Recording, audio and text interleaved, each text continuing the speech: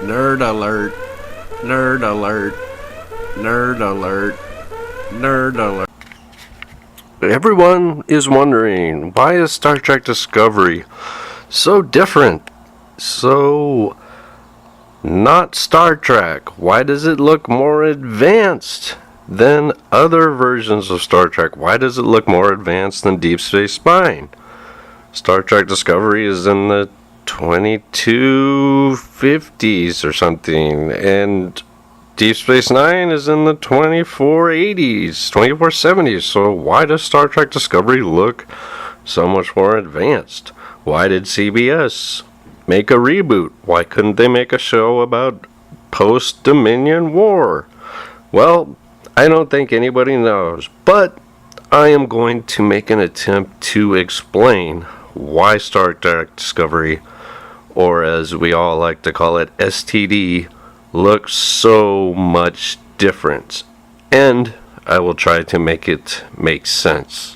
So, bear with me and get ready for explaining why STD looks like STD.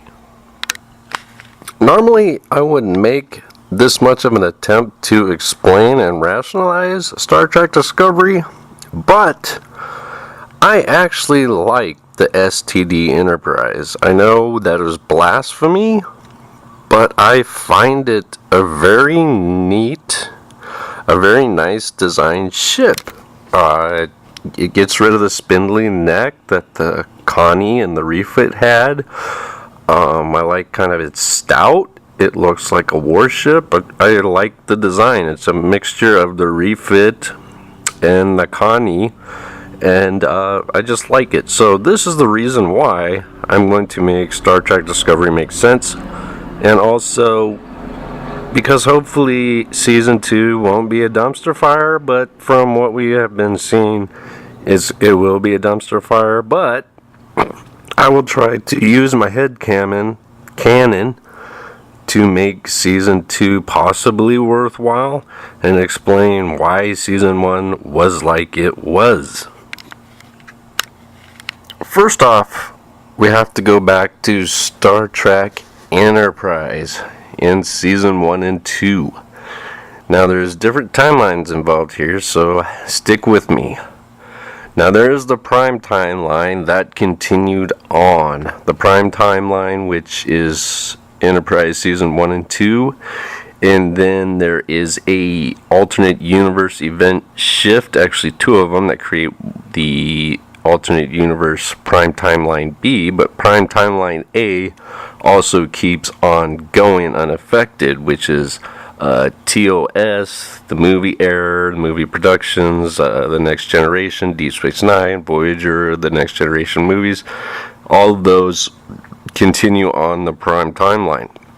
But in Enterprise Season 2, towards the end of the season, there's an episode of the Borg spear that they discovered in the Arctic that crashed from First Contact, which First Contact, I believe, was traveled back to 2063, destroyed the Borg Spear Cube. It crashed in the Arctic, must have been buried with some ice. Then in 2153, a Starfleet Engineer Corps or scientific teams uncover it. I'm assuming they used some massive photonic phaser-like excavations to get rid of all that ice, because it wouldn't just be sitting there. And they discover the Borg Spear wreckage, and then the episode continues, and the Enterprise, NX-01 Enterprise, eventually destroys the escaped Borg that D-Thawed stole a transport ship and hijacked another ship, tried to escape. The Enterprise was able to destroy it, but they were able to send a message off to the Borg. But anyway, that was one of the instances that caused a time disruption. Now, this by itself did not cause the timeline split. And when I say timeline split, that is where I'm talking about timeline B. So we're going to have prime timeline A, which is what all of us know, and prime timeline B.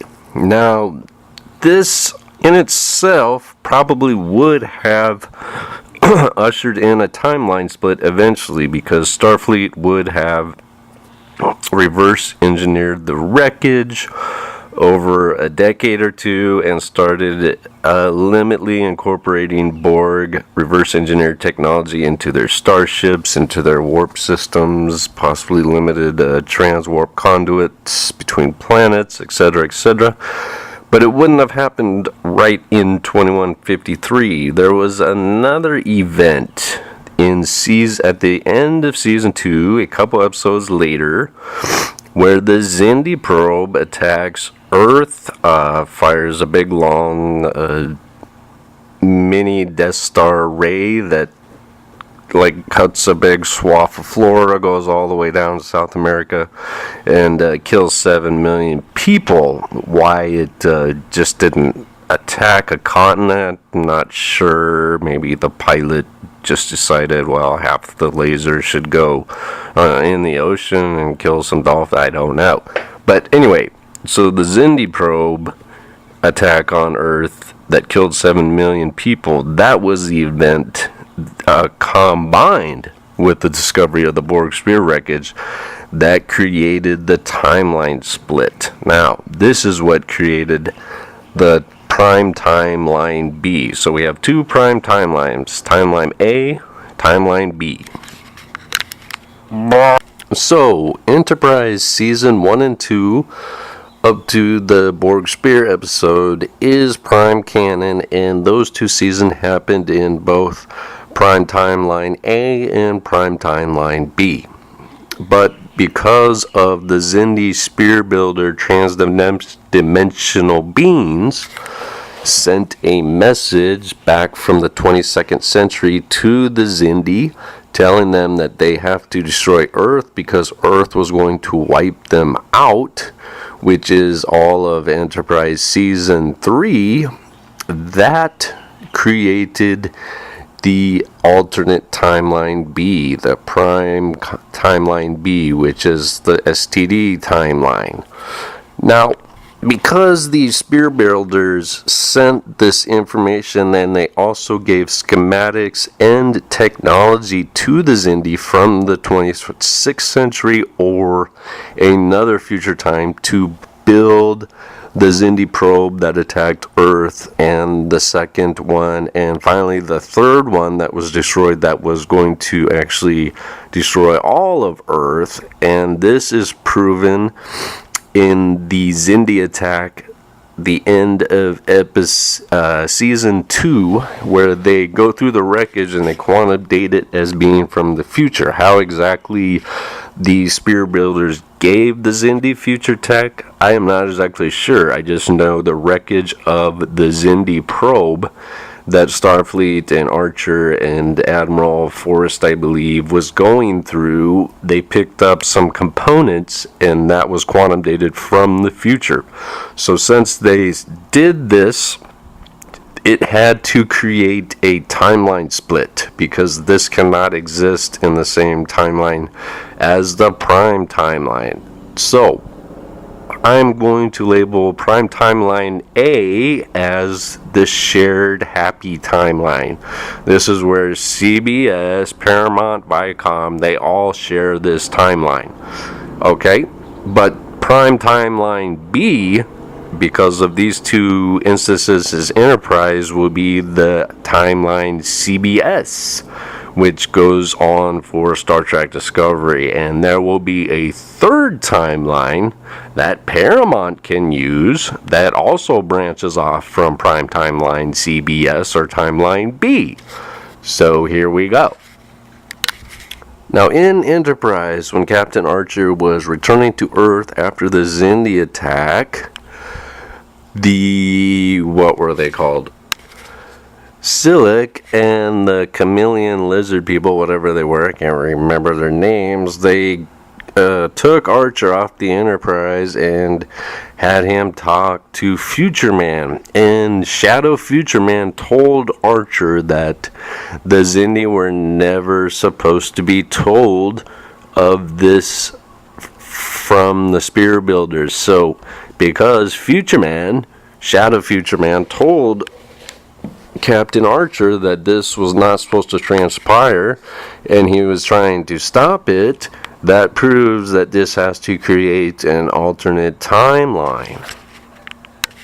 Also, when we look at crewman Daniels that happen to be actually temporal agent Daniels, if you look at his holographic projection, that is not one timeline. That is 20 to 30 different timelines all floating around. So if it would be one timeline, you would see a central representation of a timeline with maybe bubbles on the timeline. But this is where I say the temporal Cold War is not what it seems as linear. So the temporal Cold War was an attempt by the time police or the temporal agents to stop multiple timelines, alternate realities from existing, because if there is too many alternate realities, eventually they will intersect one way or the other. And this is why I believe the Mirrorverse with the Defiant came into the Prime timeline, because the temporal agents were not able to contain all of these alternate realities. So in Star Trek, every time someone goes on a time travel, which it is almost time trek because they use time travel so much that there's probably about 50 different alternate timelines. So every time they go back, they create an alternate universe. So the Cold War, temporal Cold War agents, they are trying to subdue those timelines. So there is things they can do when people travel back in time to preserve that timeline and stop it from splitting. So it's just a time disruption. Another example of a time disruption where the timeline continues, but just a little bit of things are tweaked that it doesn't cause a alternate reality, alternate universe to split, is Star Trek IV, The Voyage Home, when they traveled back in the Bird of Prey to get the whales and save Earth from the whale probe, which curiously looks a lot like Anomaly. But anyway, so when they went back to 1984, Scotty and Dr. McCoy needed to get plexiglass to build their tank to hold the whales. So what did they do to get that? They gave the transparent aluminum formula to the owner of the plexiglass company, and he obviously reimbursed them with enough plexiglass or tanks, whatever is used to make aquariums in a starship, to hold all those two humpback whales to bring back. Now, because that was just a time disruption, that did not create an alternate timeline. That just was a little ripple that allowed the Prime timeline A to continue. So that is a time disruption. Now people say, well, the owner of the plexiglass company died in a car wreck. Okay, sure, but his files would still be there. So regardless, it didn't create an alternate timeline. It just advanced the Prime timeline a little bit. But like I said previously in Enterprise, when you had the two events of Starfleet finding the Borg Spear wreckage from the future, and also finding the Xindi probe wreckage also from the future, that is too much weight on the timeline, and it has to split into an alternate reality, alternate universe, or Prime Timeline B, or as I will call it, the Kelvin Prime Timeline B. And you wonder. Now let's look at Enterprise Season 3 and 4. So everyone wonders when the Earth-Romulan War happened. Well, it did happen. It happened because in the Prime timeline, it happened after Enterprise Season 1 and 2 because the Prime timeline continued and Starfleet went on continuing exploring. They continued to make relations with the Andorians, Tellarites, Vulcans, and they formed the United Coalition of Planets. And this is when the Romulans wanted to strike Earth and put them out of the equation and stop uniting all these species that threatens them. So in the Prime timeline, the Earth-Romulan War happens after Season 2 of Enterprise. Now, in the timeline B, the Kelvin timeline, or STD timeline, the Romulans learn of the Xindi attack. Because Earth is busy preparing for a Xindi counterattack, and the Enterprise is in the Delphic Expanse trying to stop the Xindi weapon, etc., etc. In Enterprise Season 3 and 4, which we do see, which is part of the Timeline B STD timeline, so Starfleet is not reaching out to Andorians, the Tellarites, etc., and uniting them. They're busy trying to stop Earth from being destroyed. So the Earth-Romulan War does not happen. Like I said, the Romulans just wait and say, well, we don't have to attack Earth right now because we will let the Xindi do it for us. But then, of course, the NX-01 Archer and crew stop the Xindi, convince some of the Xindi species from deploying the weapons, and the reptilians try to do it, and the spear gets blown up. That is the end of Season 3. Now, in Season 4 of Enterprise, this creates quite a ruffle in the galaxy, in the neighboring planets and the neighboring peoples. It causes the Andorians and Vulcans more tension because the Vulcans learn that the Andorians were trying to capture the spear, and they have scans of the Xindi spear, and the one top dog of the Vulcans' High Council claims that the Andorians actually have the Xindi spear, one of the Xindi spear probes. So, of course, that creates tensions between Vulcan and Andorian. They almost have a war. That creates tensions between the Tellarites, and everyone is mistrusting. So this is when the Romulans step in, and they send their drone ships that can mimic other ships with their holographic projection spikes, and they go around attacking Andorian ships with the drone, and they make it look like a Tellarite ship. They again attack Tellarite ships, make it look like an Andorian ship, So those two holographic drones the Romulans have, they're trying to pit the Vulcans, Andorians, Tellarites, and humans against each other, or stop them from uniting. And of course the Enterprise stops this from happening, and eventually it causes them to form the Coalition of Planets after Season 4. And because of the almighty wisdom of Les Moonves, we did not get Enterprise Season 5 to see the Earth-Romulan War. Now, back to where I'm going with this. This is what happened in the alternate timeline 70 years later. So this enabled Starfleet to incorporate this technology, make larger ships,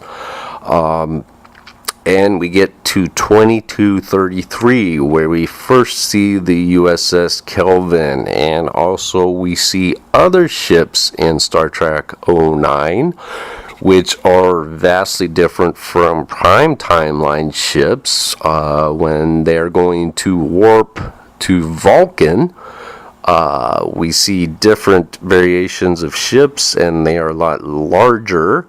And also the Kelvin, let's not get ahead of ourselves, but the USS Kelvin itself was a drastically large ship. Now, of course, in Star Trek, sizes of ships varies. That is a very kind of inconsistent thing, but most people agree that the Kelvin was somewhat close to the size of the Enterprise D Galaxy class.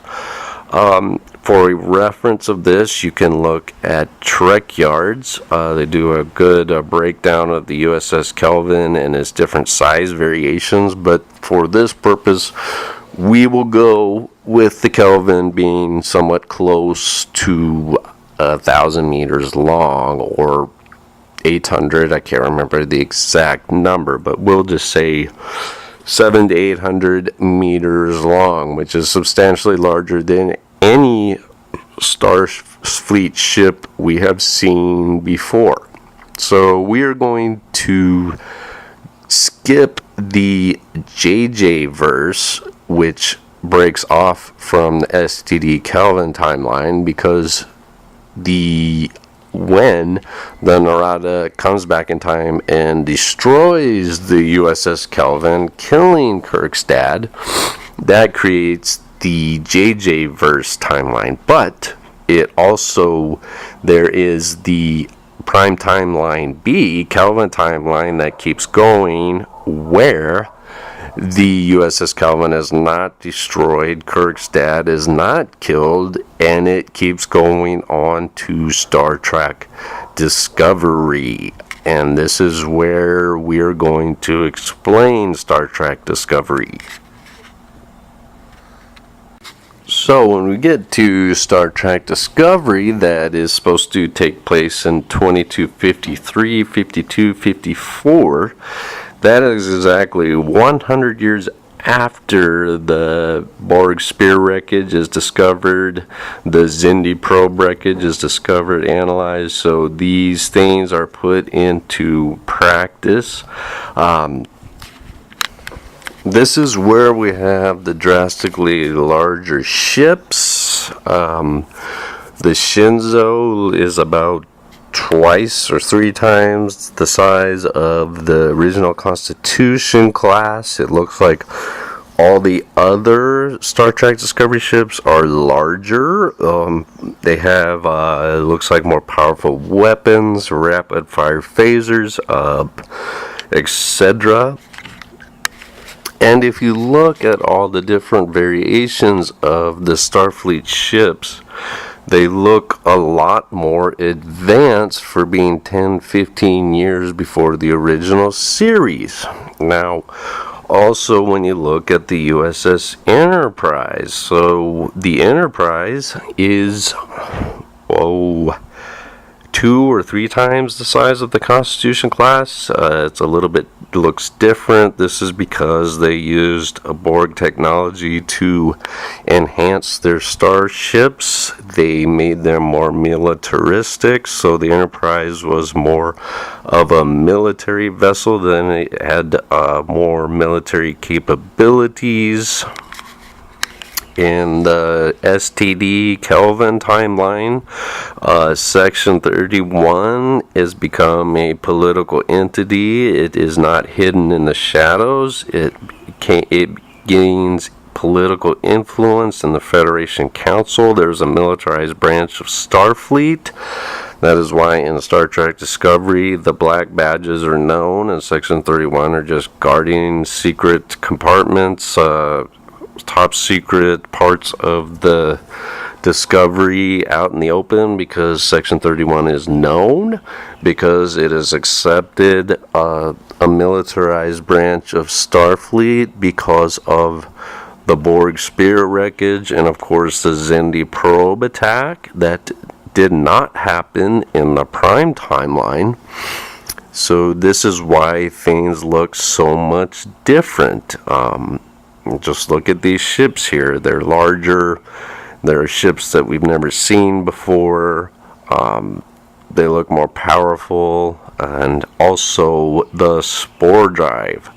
And now let's figure out the spore drive.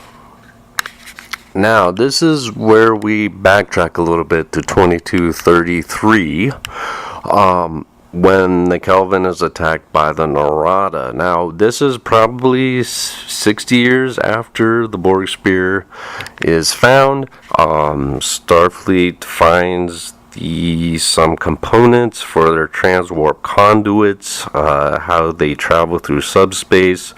Also, I'm sure the Xindi were willing to give Starfleet their technology, how they do their vortex subspace travels. So in the STD timeline, they use that technology to navigate the mycelial network. They tried to do it like the Borg. The Borg use their transwarp conduits, and they can easily travel through the network because they are Borg and they are more advanced from the 24th century. But of course, in the Star Trek Discovery timeline, when they start to try and develop the spore drive in the 2220s, they decide to go with that. Now, in the JJ alternate timeline, they go on a different route. There is no spore drive.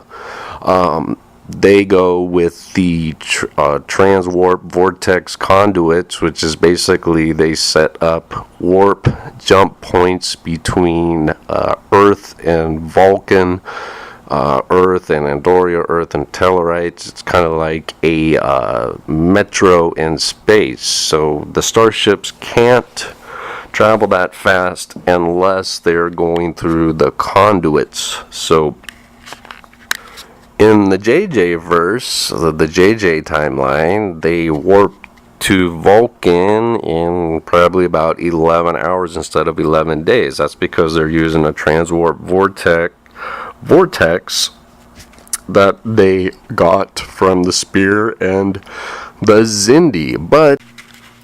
And the reason for the JJ timeline using the transwarp conduits going that route instead of the spore drive is because they faced a new danger from the future, which was the Narada.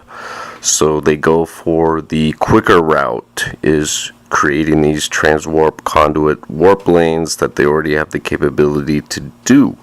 Whereas in the STD timeline, they do not do that because they are in peace. So war drives the JJ verse to make the, what people like to say, pixie dust warp, which is actually combo Xindi technology with Borg technology to make transwarp conduits between prime world warp lanes or warp routes. So this is the end of part 1 of to make Star Trek Discovery make sense and make it fit into Prime canon. And the prime reason mine is different is because these timelines exist together. So there is 2 Prime timelines in my timeline, and in the other variations of this, they say it is a separate timeline, which it kind of is, but I would liken it to more like a good mirror version of the Prime verse. So since the Prime timeline had the dark mirror version, this would be like the good mirror version, maybe a little bit more militaristic, but still kind of the same, but and then again different. So any advice to people that are thinking about making a YouTube channel and you have a really great idea, keep it to yourself. So I'm sure there's a lot of people that have thought of this before. And actually, I think I heard Captain Foley talk about it. So Yeah, there you go. But as far as I know, nobody has put it in the perspective that I am and get excited for season 2, which will have nothing to do with anything that I just said. And if anybody understands anything I just said, you might be smarter than me, because this makes sense to me, but I seriously doubt it makes sense to anyone else. You all have a wonderful whatever time of the day, evening, night it is for you on this glorious place we call planet Terran Empire.